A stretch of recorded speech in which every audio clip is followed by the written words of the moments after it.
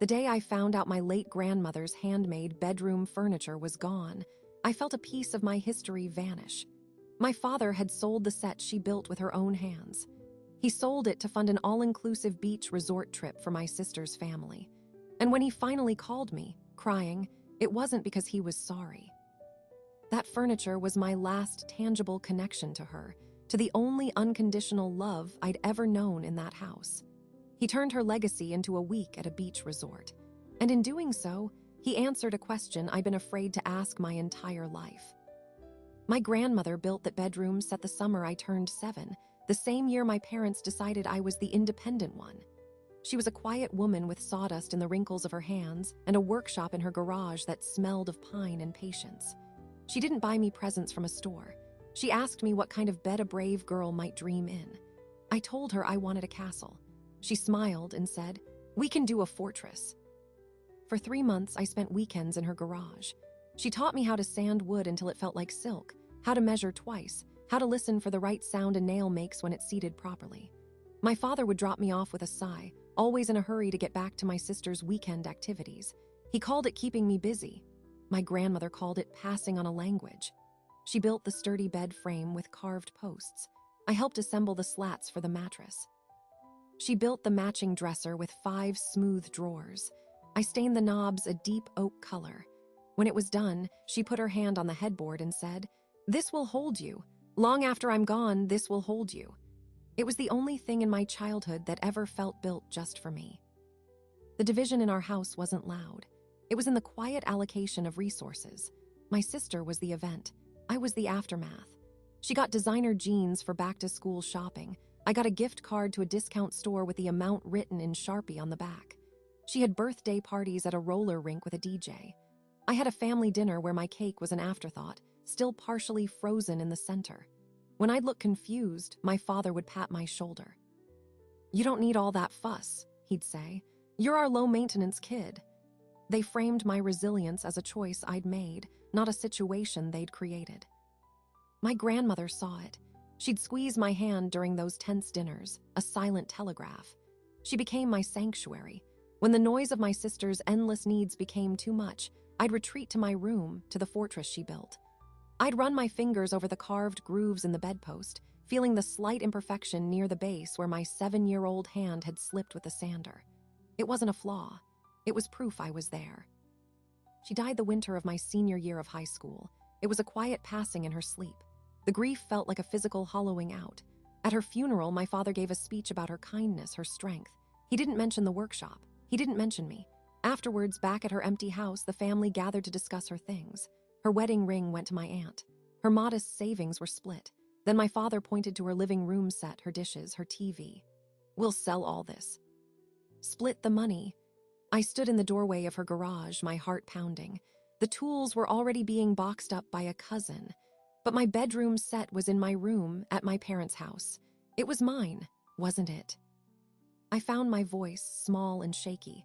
"What about my furniture, the bed and dresser?" My father turned, looking annoyed at the interruption. "That old thing, it's in your room, just keep using it." He said it like he was granting me permission to keep my own socks. My mother chimed in, "It's so heavy and dark, honey. We can get you a nice new IKEA set when you move out." They didn't understand. They never tried to. That old thing was my anchor. It was the only artifact of a love that asked for nothing in return. I went to college locally, partly because of scholarships, partly because I couldn't bear the thought of that furniture being cleared out in my absence. I moved into a tiny apartment, and the first thing I brought over with the help of a paid mover was that bedroom set. It took up 80% of my room. I didn't care. It was home. My father scoffed at the moving cost. "Sentimental value has a real price tag, I guess," he said. Meanwhile, that same month, he co-signed a lease for my sister's luxury downtown apartment, her launch pad for an influencer career that never quite launched. The pattern cemented itself in adulthood. My sister's life was a series of ventures funded by my parents. A failed online boutique, a photography course, a wellness blog. Each endeavor ended, but the funding never did. My life was a series of invoices I paid alone. Student loans, car repairs, emergency dental work. Our conversations were transactional. They called when they needed tech support or when my sister needed a freelance graphic designer, always expecting the family discount, which was code for free. I built boundaries slowly, painfully. Each no was met with sighing lectures about family loyalty. The bedroom set remained my quiet rebellion. When I got my first real job and moved to a better apartment, I hired professional movers specifically experienced with antiques. I polished the wood with the specific oil my grandmother used. It was a ritual. It was my line in the sand. This they could not touch. This was mine. Then last fall, my sister announced her family needed a vacation. A real reset, she called it. Her husband had been stressed. The kids had been difficult. They needed an all-inclusive resort in Mexico. She pitched it to my parents over a group dinner I wasn't invited to. I heard about it through a text thread. My father replied, "Anything for my girl, we'll make it happen." I didn't connect the dots. Not even when my father called me 2 weeks later, his voice oddly hesitant. He asked out of the blue if I still used that heavy old furniture from Grandma. A strange chill went through me. I said yes, of course I did. He made a non-committal noise. "Just wondering, your mother and I are thinking of downsizing some storage." It was a lie. They had no storage unit, but I wanted to believe him. I wanted so desperately for this one line not to be crossed. The vacation photos appeared on social media a month later. My sister and her family, all smiles on a pristine beach. Blessed family reset, grateful for Dad. I scrolled past, my throat tight with a familiar, dull ache. Another gift for her. Another absence for me. I muted the feed. It was my Aunt Meredith, my grandmother's sister, who called me with the truth. Her voice was soft, laced with anger. "I have to tell you something," she said. "I saw your father at the antique mall last weekend. He was with a dealer settling a sale." She took a shaky breath. "He sold your grandmother's bedroom set, Mallory, the one she built for you. I heard him say he got a good price, enough to cover the rest of that ridiculous trip." The world didn't spin, it just stopped. The silence on the phone was absolute. I couldn't breathe. He didn't just give away a piece of furniture. He sold my fortress. He sold the proof of her love, the imprint of my small hands, the last thing that held me. He converted it into piña coladas and poolside massages. My aunt was still talking, her words coming from far away. "I confronted him. He said you never appreciated it. He said it was just taking up space and that family should help family when they're stressed." The justification was so vile, so perfectly him, that it broke the numbness. A white-hot rage, clean and sharp, filled the void. I didn't cry. I thanked my aunt in a voice I didn't recognize. I hung up. And then I did the only thing I had left. I stopped. I stopped answering their calls. I stopped replying to texts. I deleted the family group chat. The silence was my weapon, my mourning, my one remaining piece of control. For 3 weeks, there was nothing but the echo of that loss in my empty bedroom. Then at 2 a.m. on a Tuesday, my phone lit up. My father's name. I let it ring to voicemail. He called again, and again. On the 4th call, something in me, cold and curious, clicked. I answered. I didn't say hello. What I heard wasn't an apology. It was the sound of a man who'd finally run out of other people's things to sell. He was crying, but they weren't tears of guilt. They were tears of panic. He was sobbing, his words slurred and desperate, but not a single one of them was "I'm sorry." He was gasping. "She needs more. The resort charged extra for the Ocean View upgrade, and the flight changes, it's thousands. I don't have it. I have nothing left." For a dizzying second, I thought he was crying over what he'd done to me, over the unspeakable betrayal of selling the last piece of my grandmother. But no, he was crying because my sister's hand was still out, and his pockets were empty. The well he'd drilled into my legacy had run dry. I held the phone, my knuckles white, listening to the raw need in his voice. It was the same tone he'd used when my sister wanted the first boutique or the new car. It was the sound of a man who had always found a way to pay the favorite child's tab and had just hit the absolute bottom of his resources. My pain wasn't even an afterthought. It was irrelevant to the current crisis. His crisis. I finally spoke, my voice flat and alien to my own ears. "You sold my furniture." It wasn't a question. It was an indictment. He blew out a shaky breath, as if I'd brought up an inconvenient minor detail. "Mallory, that's not the point right now. We can talk about that later. Your sister is under immense stress. Her marriage is straining. This vacation was supposed to fix things, and now there's all these extra fees. She's hysterical. The sheer audacity of it, the moral gymnastics required to frame the liquidation of my history as a distracting sidebar to his spoiled daughter's hotel upgrade fees, stole the air from my lungs. "You took the one thing Grandma left me," I said, each word precise and cold, "and you turned it into her margaritas, and you're calling me because she wants a better view." "It wasn't just margaritas," he snapped, the tears morphing into defensive anger. "It was a family healing trip. You have no idea the pressure she's under. You've always been so judgmental of her. And that furniture was just sitting there. It was practical. We needed the money. Family helps family." There it was, the core belief laid bare. My grandmother's love, her labor, my childhood sanctuary, it was just an asset. Sitting there. My belonging was reduced to idle capital, waiting to be converted for the benefit of the real family, the family that felt and needed and deserved. "Did you even ask me?" I whispered. Silence. "Then ask you what? It was in your old room in our house. We owned it." 3 sentences that dissolved the last fantasy. In his mind, because I had once lived under his roof, anything I cherished there remained his property. My adulthood, my separate life, my explicit care of that furniture for over a decade, none of it mattered. My ownership was conditional. His was absolute. "I paid to move it," I said, a desperate, pathetic attempt to assert a claim he would never recognize. "I maintained it. It was mine." "You're being selfish," he shouted, the panic returning. "This is a real problem. Right now, I need $5,000. Can you help or not?" The ask, so blunt, so devoid of any preceding apology or even acknowledgement, was the final, clean cut. He wasn't calling to mend anything. He was calling because the first bank he'd robbed was empty, and he saw me as a second, smaller bank he might still intimidate into opening its vault. A strange calm descended over me. The rage didn't disappear, it crystallized into something sharp, clear, and usable. "No," I said, "I can't help." He began to cry again, real, wet sobs. But now I could hear the manipulation in them, the performative helplessness that had always worked on my mother and on him. It was a tool.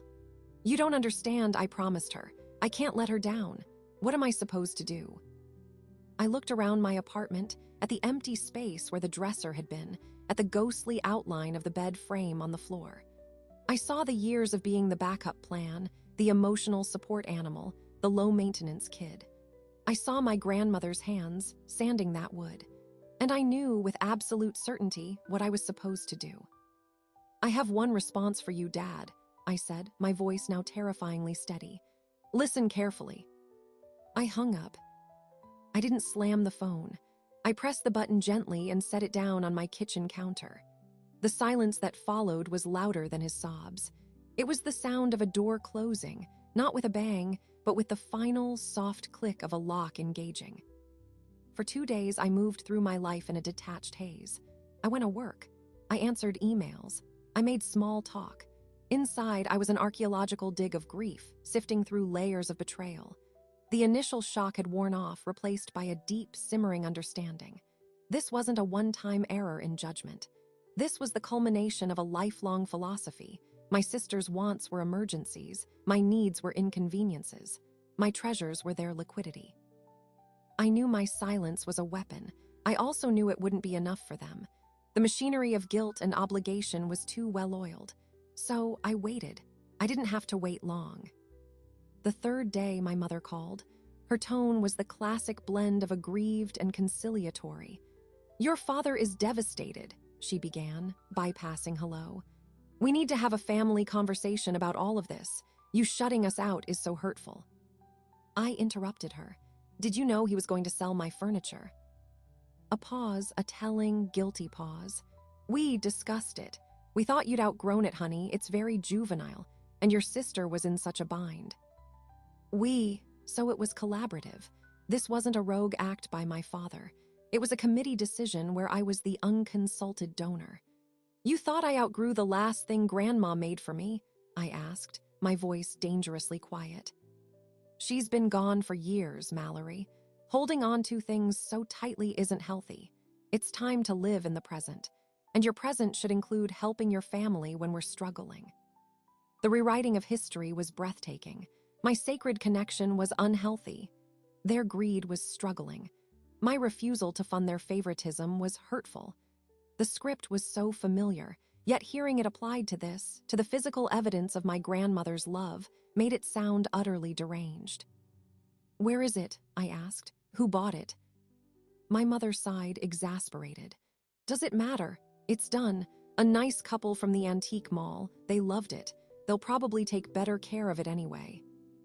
That sentence was a masterclass in cruelty. It was designed to simultaneously dismiss my loss and imply I was an unworthy caretaker. It was also the first concrete piece of information I had.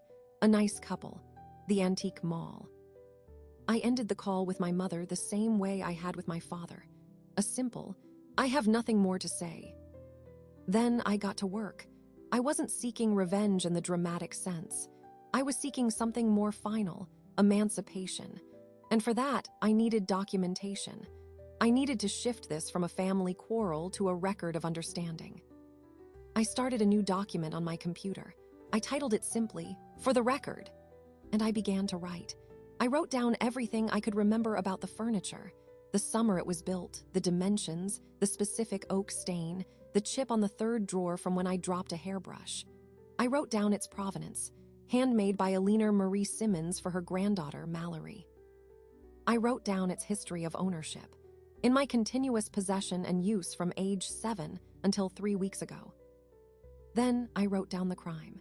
I included the date my aunt saw my father at the antique mall. I described the vacation photos with timestamps.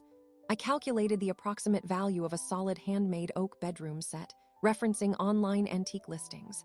I even found the resort package my sister had tagged online and listed its base cost. The math was obscene. The furniture likely sold for $2,000, maybe $3,000. The resort trip with flights was easily 5 times that. My furniture wasn't the full funding. It was the final top-up, the extra cushion for ocean views. My history bought her upgrade. Writing it down transformed the pain into data. The emotional betrayal became a case study in financial and emotional exploitation. But I knew facts alone wouldn't break the spell.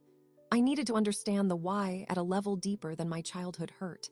And for that, I realized I needed to talk to the one person who might have a similar, yet different perspective.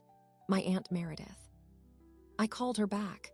"Aunt Mary," I said, using my childhood name for her. "I need to know everything he said to you at the antique mall, every word." She was quiet for a moment. "Oh, sweetheart, it was awful. He was proud. He was haggling with the dealer, boasting about how it was solid construction, no particle board crap. He said it had been in the family forever, but was just gathering dust now that you'd moved on to adult things." Her voice cracked. I stepped in and said, "That's Alina's work. That's Mallory's." He got this cold look in his eye. He said, "Sentiment doesn't pay for family vacations. Mallory will understand." She's always been practical. Practical, the word of my life. The cage I'd lived in. It didn't mean resourceful or resilient to them. It meant emotionally inexpensive, easy to override. Did he say anything else? About money? About my sister? Aunt Meredith took a deep breath. "After the dealer walked away to get the paperwork, your father muttered to himself, almost like I wasn't there. He said, 'Just need a little more to cover the surprises. Always surprises with her, but she's happy. That's what matters.'" That's what matters. His mantra. Her happiness was the ultimate metric, the justifying principle for every withdrawal from my emotional account. I thanked my aunt, my heart a cold stone in my chest. I had my evidence, my witness, and my motive. The motive wasn't malice toward me. It was far worse. It was indifference so profound that I was invisible except as a utility. I was the practical solution to the problem of my sister's happiness. Armed with this, I did the thing I'd been trained my whole life not to do. I escalated. I didn't yell. I didn't scream. I wrote an email. I addressed it to my father, my mother, and my sister. The subject line was, "Regarding the sale of my property." In the body, I attached my for the record document. I did not write a long, emotional message. I wrote 3 bullet points. 1, you sold an item of my personal property without my knowledge or consent. I have a witness to the sale and documentation of its provenance. 2. You converted this property into currency to fund a discretionary vacation for one member of the family, thereby assigning zero value to my sentimental ownership and explicit wishes. 3. This act and the subsequent phone call demanding further funds demonstrates a fundamental breakdown of our relationship. Effective immediately, I am ceasing all financial, logistical, and emotional support. Do not contact me for favors, money, or assistance of any kind. I ended it with one final, cold sentence. Any further communication will be considered harassment and will be handled accordingly. I read it over twice. It was legalistic. It was sterile. It was the absolute antithesis of the warm, forgiving daughter they expected. It was a boundary built not of anger, but of concrete. I hit send. The response was instantaneous, and it was not from my father. It was from my sister. Her reply was a masterpiece of wounded entitlement. How dare you send something so vile and clinical to your own family? After everything Mom and Dad have done for you. So Dad sold some old wood. Get over it. You're seriously going to abandon your family over a used dresser. You're mentally ill.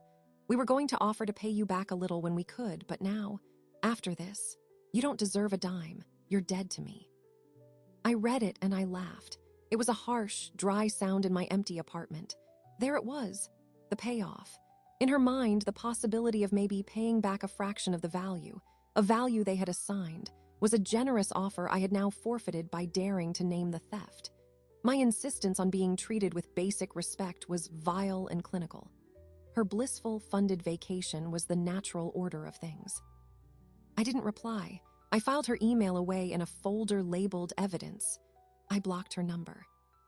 My father's response came an hour later. It was a single line. You have broken your mother's heart. No apology, no recognition. Just another guilt transfer, another attempt to frame me as the aggressor. I blocked him too. For a week, there was a breathtaking, peaceful silence. The kind of silence that follows a storm that has finally leveled a rotten structure. I grieved, but it was a clean grief. I was mourning people who were still alive, but who had chosen, over and over, to not be my family. Then the outside world began to press in. My mother, unblocked because I'd forgotten her work email, sent a plea. Your sister's trip expenses have gone to collections. They're calling her. Your father is sick with worry. Can't we just be a family again? Let's forget all this. Forget all this? The ultimate demand. My pain, my loss, my stolen inheritance, just a messy detail to be swept under the rug of family harmony, which really meant my continued compliance. I didn't answer. But her email gave me another piece of the puzzle: collections. The vacation was so far beyond their means that even after liquidating my heirloom, they were in debt. The financial desperation was real, and desperate people don't just go away, they escalate. I realized my sterile email, my blocks, they were just the first wall. They would look for a gate. They would send emissaries.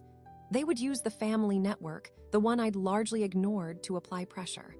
I needed to be ready.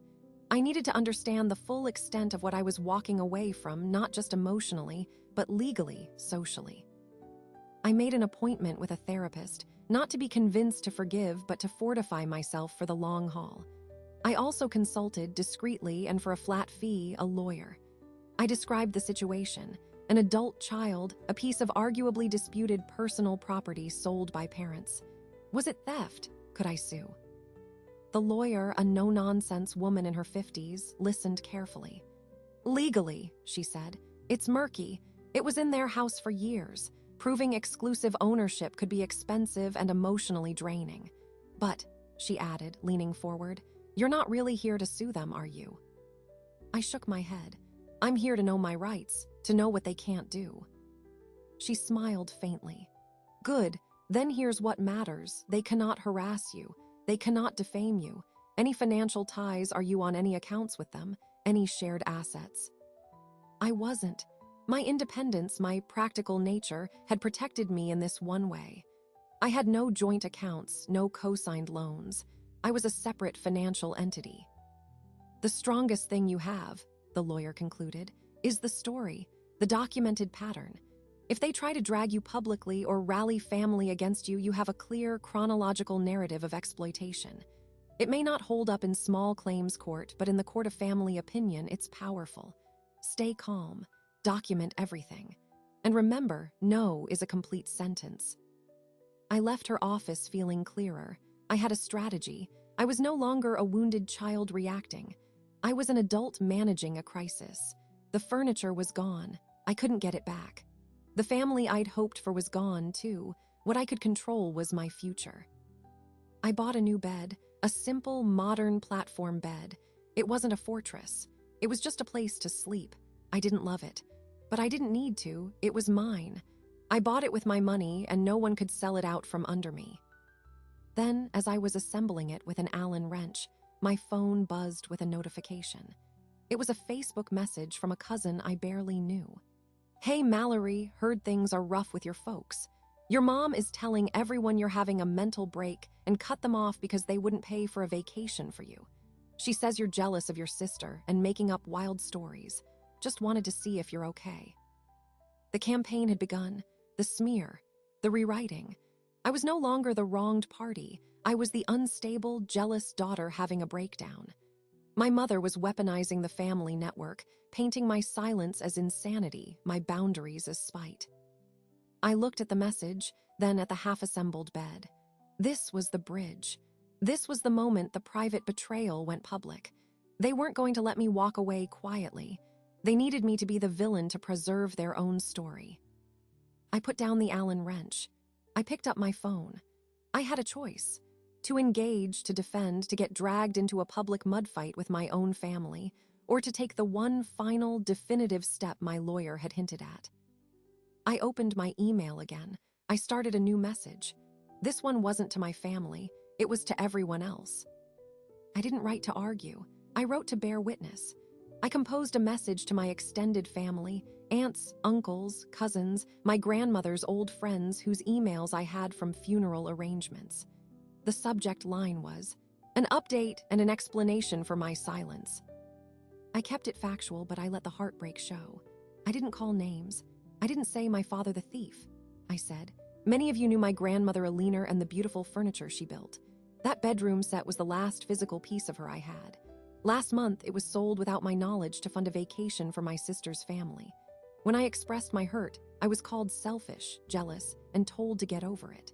My mother is now telling people I am having a mental health crisis. I am not. I am grieving, and I am setting a boundary. I am sharing this so you understand why I may be distant, and so you have my side of the story should you hear others." I attached the for the record document. Then, with a shaking hand, I hit send.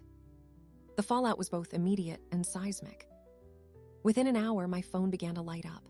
Not with anger, but with a flood of stunned sympathy and shared outrage. My cousin, the one who'd messaged me, wrote back, "Oh my God, I am so sorry. Your mom made it sound like you were having a psychotic break because they wouldn't fund a trip to Bali for you. This is monstrous." An uncle called, his voice thick with anger. "Your father always did have a blind spot where your sister was concerned. But this, selling Ellie's work, I have no words." My grandmother's best friend, a woman in her 80s, sent a simple email. "Ellie would be heartbroken. You have my support." The narrative my mother had so carefully constructed, the jealous, unstable daughter, crumbled in the face of a simple, documented truth. The family network, which she had tried to weaponize, now became my shield. People started calling them. Questions were asked. Shame, a tool they'd never wielded against themselves, was now applied externally. My father called me from a blocked number. His voice was a low, furious growl stripped of all pretend tears. "How dare you drag family into this? How dare you embarrass us like this? You've turned everyone against us." "You did that when you sold my history and then lied about it," I said calmly. "I just corrected the record." "You will retract that email," he demanded. "You will tell them you made a mistake, that you were upset, that we're working it out privately." "No," I said, "I won't." "You ungrateful little." He stopped himself, breathing heavily. "We are your parents. You will show us respect." "Respect is earned," I replied. "And you cashed yours in at the antique mall." I hung up. But the most shocking response came from a source I never expected. My sister's husband, Mark. He called me late that evening, his voice hesitant. "Mallory, it's Mark. Listen, I need to talk to you. Not as her husband, just as someone who saw what happened." My guard was up. "What do you want?" "I want you to know," he said, sounding exhausted, "that she knew about the furniture. She helped him pick which pieces would fetch the best price. She Googled value of solid oak bedroom set on her phone while your dad was on the phone with the dealer." The world tilted. I'd assumed her fury was born of the same entitled ignorance she always had. But this was calculation, complicity. "Why are you telling me this?" I whispered. "Because this vacation, it wasn't just a reset. It was a bribe. She was going to leave me. She told your parents she was at her breaking point, that she needed a lavish trip to reconnect, or she was filing for divorce. They were terrified of the scandal of her being alone, so they funded it, whatever it cost. And when your dad said he was short, she suggested the furniture. She said, Mallory never cared about that old stuff anyway." I sat down hard on my new, unloved bed. The pieces snapped together with a horrifying clarity. It wasn't just favoritism. It was a financial hostage situation. My sister had leveraged the threat of a broken marriage to extract resources, and my parents, desperate to keep their golden child's life picture perfect, had paid the ransom with my inheritance. "I'm telling you," Mark continued, his voice cracking, "because I'm done too. The debt from that trip is in my name too. The calls from collections are to my phone. I'm leaving her. And I thought you deserved to know the whole ugly truth." He apologized again and hung up. I stared at the wall, the betrayal now metastasizing. This wasn't a spontaneous, weak moment from my father. It was a coordinated family decision where I was unanimously voted the expendable donor. My sister wasn't just the beneficiary, she was the instigator. Armed with this nuclear information, I faced a choice. Do I unleash it? Do I send a second, more devastating email to the family detailing my sister's manipulation? It would be the final, irreparable strike. Before I could decide, my Aunt Meredith called again. "Sweetheart," she said, her voice urgent. "I found them, the couple who bought the set." My heart stopped. "What, how?" "I'm friends with the owner of the antique mall." I begged her for the contact, said it was a family emergency of the heart. She reluctantly gave me a name. "They're a young couple, the Hendersons. They bought it for their guest room. They love it." A wild, impossible hope surged in me. Could I buy it back? Could I explain and offer them double? I was ready to drain my savings. "Do you have their number?" "I do," Aunt Mary said gently. "But there's something else. The price. Your father told the dealer he needed a quick sale. He let it go for $800. $800 for a handmade, solid oak bedroom set that had taken a summer to build. For my fortress. For my proof.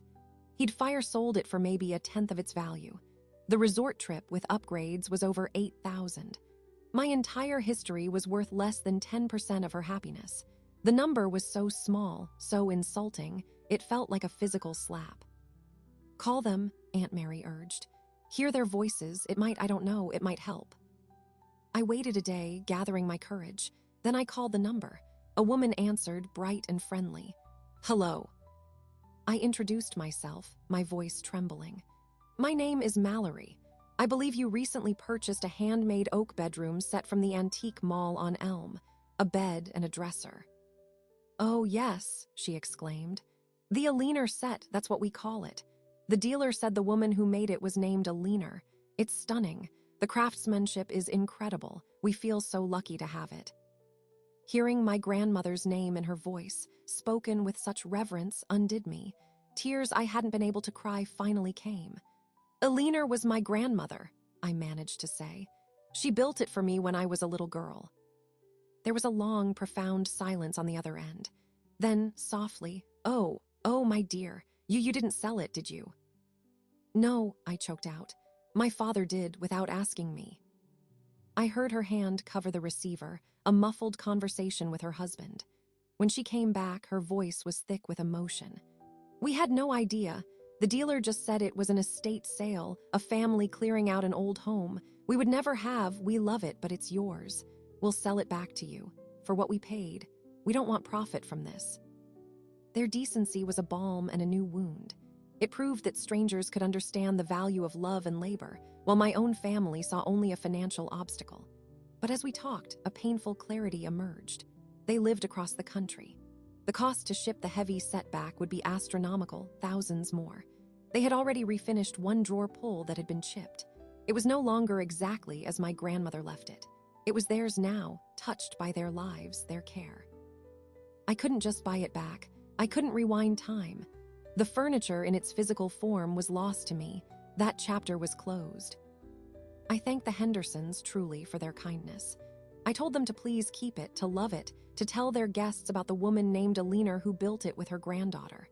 I asked for just one thing, a picture. They sent it immediately.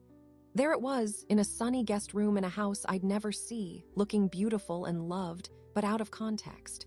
A relic in a museum of someone else's life. That photo was my final goodbye. I sobbed for an hour, a purging, exhausting storm of grief. For my grandmother, for the little girl in the workshop, for the tangible proof of love that was now a photograph on a screen. When the tears subsided, a new resolve, cold and diamond-hard, settled in their place. The furniture was gone. The hope for a remorseful family was gone. All that was left was the pattern and my power to end it. I didn't send the second, vengeful email about my sister's manipulation. It wouldn't change anything. Instead, I took the lawyer's advice to its logical conclusion. I drafted a final communication, not an email, a physical, certified letter. I addressed it to my father and mother. In it, I stated that due to the profound breach of trust, the theft and sale of my personal property, and the ongoing campaign of defamation, I was formally severing all contact. I declared that I wished for no further relationship. I stated that I would not be involved in their care as they aged, that I would not be present for holidays or milestones, and that I revoked any implied consent for them to be involved in my life.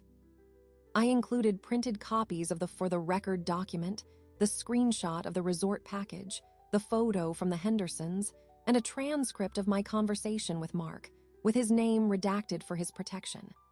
I made it a dossier of their choices. I wrote, "You have shown me, through actions spanning decades and culminating in this final act, that I am not your daughter in any meaningful sense. I am a resource to be used and discarded. I am releasing myself from that role. Do not contact me. Do not approach me. Any future communication will be documented and may be used to pursue a restraining order. This is my one response. This is my closure." I sent the letter. The silence that followed was different this time. It wasn't the waiting silence of conflict. It was the absolute, echoing silence of a door closed forever. I blocked every remaining number, every email, every social media connection. I told my supportive relatives I appreciated them, but I needed to move on and wouldn't be discussing my parents or sister anymore. A month passed.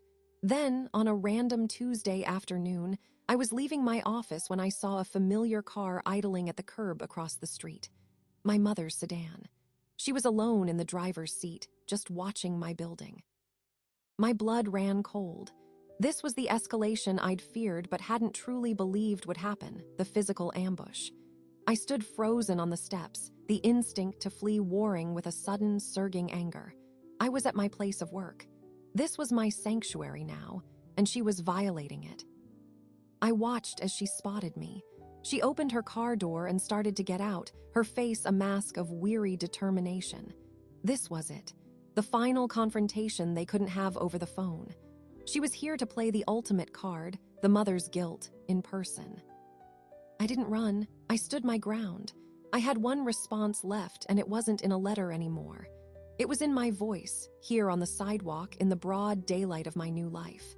I took a deep breath, and I waited for her to reach me. She walked toward me, and for the first time in my life, I didn't feel a pull to close the distance. I felt nothing but a cool, observational clarity. She looked older, smaller than the imposing figure of my childhood. Her face was drawn, her eyes pleading before she even spoke. "Mallory," she said, stopping a few feet away, her voice trembling. "We need to talk. You can't just send a letter like that. You can't cut us out." I can, I said. My voice didn't shake. And I have. The letter wasn't a negotiation, it was a notification. Tears welled in her eyes. Classic. You're hurting me, you're hurting your father. Do you know what that letter did to him? He's a shell. We made a mistake. One mistake and you're throwing away your entire family. I almost laughed. The rewriting was automatic for her. It wasn't one mistake, Mom. It was the final mistake in a lifetime of them. You didn't make a mistake. You held a committee meeting where you decided my most cherished possession was funding for her vacation. You then lied about it and called me crazy when I objected. That's not a mistake. That's a value system. She wrung her hands. We were under pressure. Your sister was falling apart. We were trying to save her marriage. So you sacrificed mine, I said. My marriage to this family, you chose. You've always chosen. And now I'm choosing me. What do you want? She cried, the question bursting from her. Money, we'll pay you back. Do you want an apology? Fine, I'm sorry, your father is sorry. Is that what you need to hear? Her apology was a transaction, a coin to be inserted to restart the machine of my compliance. It had no weight because it came from a desire to restore the old order, not from genuine understanding. I don't want your money, I said quietly. And an apology now is just words you're saying to get me back in line. You're not sorry you did it. You're sorry there were consequences. You're sorry people know. Her face hardened then, the mask of the victim slipping. You have always been so cold, so unforgiving, even as a child. Your sister feels things, you just calculate. There it was, the core belief spoken aloud. My strength was a character flaw. Her fragility was a virtue. My boundaries were coldness. Their exploitation was family feeling. I'm not cold, I said. I'm done. There's a difference. And I didn't calculate this. You did. You calculated that $800 for my past was a fair trade for her present. I'm just accepting your math. She stared at me, and I saw a flicker of something new in her eyes. Fear. Not fear for me or for our relationship, but fear that I meant it. That the door was really closed. That the practical, low-maintenance daughter had finally and permanently taken herself off the board. What am I supposed to do? She whispered, a genuine question of helplessness. Go home, I said. Live with the choice you all made. Love my sister, that's what you wanted. You have her, that's your family. Let me go. I turned and walked back toward my office building. I didn't look back. I half expected her to call out, to scream, to make a scene. But there was only silence. When I reached the glass doors and risked a glance, her car was gone. The curb was empty. It was over. The finality of that quiet departure was more profound than any screaming fight. It was an admission of defeat. They had no more tools, no more leverage. The guilt didn't stick. The tears didn't work. The public smear campaign had backfired. I was impervious. In the weeks that followed, the expected fallout rippled through the remnants of my family life, but it didn't touch me. I heard through my aunt that my sister's husband, Mark, had indeed moved out and filed for divorce. The debt from the vacation was a central point of contention. My sister, apparently, moved back in with my parents, her reset having utterly collapsed. The irony was so thick it was almost mythical. They had burned my past to fuel her fresh start, and the explosion had blown her right back to their doorstep. My father, according to the same grapevine, became withdrawn. He stopped going to his regular club. The story, in its true form, had leaked among their friends. He wasn't seen as a generous patriarch anymore. He was the man who sold his mother's handiwork for a resort package. The social currency he cared about was spent. I didn't feel joy at their suffering. I felt nothing. A neutral, clean nothing. It was like hearing news about a distant country. It had no bearing on my weather. I focused on building a life that felt authentically mine. I threw myself into my work, not as an escape, but as a foundation. I saved money. I traveled to places I wanted to see. I nurtured the friendships that had sustained me, the ones built on mutual respect, not obligation. A year after the sidewalk confrontation, I bought a house. A small, sturdy cottage with a garden. It needed work, but I loved the bones of it. On the day I got the keys, I walked through the empty rooms, the echo of my footsteps a promise. In the second bedroom, the one I decided would be my own, I stood in the center and knew exactly what I wanted to do. I didn't try to replace my grandmother's furniture. I couldn't. Instead, I decided to build something new. I signed up for a woodworking class at a local community center. My first project was simple, a bookshelf. My hands were clumsy. I measured wrong. I sanded unevenly. But in the smell of the wood, in the focus required, I found a thread back to that garage, to her. I wasn't rebuilding what was lost. I was rediscovering the language she tried to teach me. Halfway through the course, my instructor, an older man with kind eyes, looked over my progressing shelf and said, "You have a feel for it. Someone teach you when you were young." "My grandmother," I said, and for the first time, saying it didn't bring a stab of pain. It brought a warmth. "Ah," he smiled, "it shows that's a gift." It was, when they couldn't sell. The most surprising detail, the one I never saw coming, arrived in a plain manila envelope 6 months after I moved into the cottage. It had no return address, but the postmark was from my hometown. Inside, there was no letter, just a single black and white photograph. It was of my grandmother, Eleanor, as a young woman, maybe in her 20s. She was standing in front of a half-built wooden boat, holding a hammer, her hair tied back, smiling at the camera with a fearless, proud joy I had never seen before. On the back, in faded pencil, it read, "My first big project, proved the doubters wrong. Summer 1947. Tucked behind the photo was a small, yellowed receipt from a hardware store, dated 1982, for oak planks, sandpaper, and wood stain. The summer she built my bed. The envelope could only have been from my Aunt Meredith. She had given me back a piece of my grandmother I never knew existed. Not the grieving widow I remembered, but the builder, the creator, the woman who proved doubters wrong. The woman who was in me all along. I framed the photograph and hung it in my workshop. It became my new focal point. Not a loss to mourn, but a lineage to continue.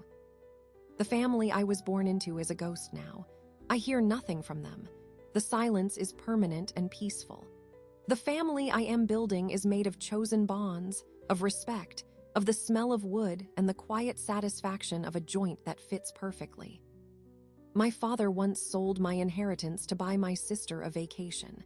He called me crying, not from guilt, but from empty pockets. He taught me the cost of everything and the value of nothing.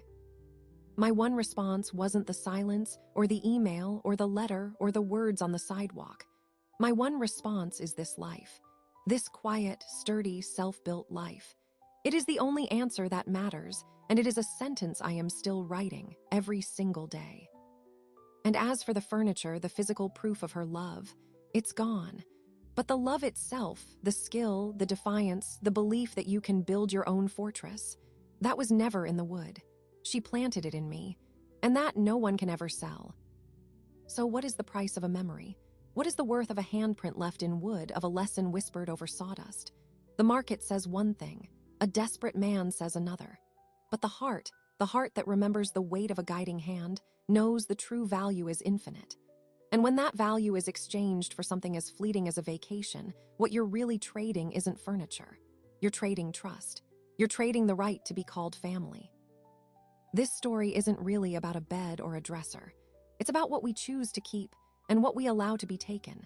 It's about the silent contracts we sign in childhood and the courage it takes to tear them up as adults.